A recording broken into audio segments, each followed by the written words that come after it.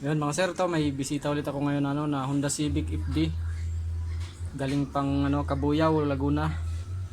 Yan, ang issue ni sir yung yung upper gauge niya blackout.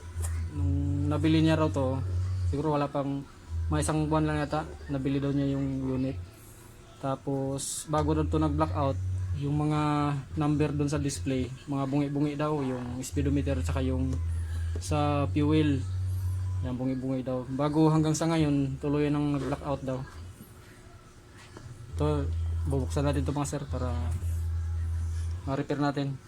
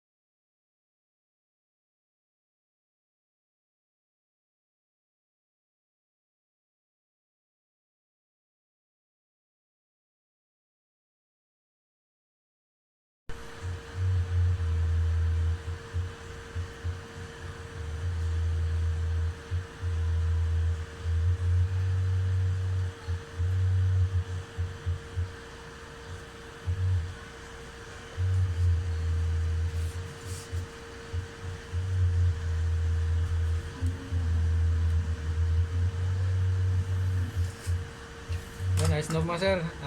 Isalpak na natin ito sa unit para ma-testing na. Sir, yung final gauge ng upper gauge ng Honda FD, isalpak na natin ito sa unit para ma-testing na. Yan, ito na mga sir, yung panel gauge ng yung upper gauge ng Honda FD, galing pa sila ni sir ng Cabuyao. Yan. Cabuyao sir, no? Cabuyao. Yan, blackout siya, tapos ngayon okay na siya. Yan. Yan, bali kakabili lang daw nila ni sir ng unit, pero after lang araw lang ma'am nag-blackout siya. Yan, ganyan siya. Tapos bago pa mag-blackout, nagbungi-bungi daw yung yung mga display, yung mga number.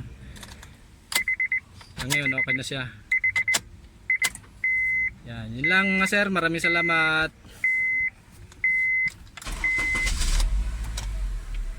Yan, is na.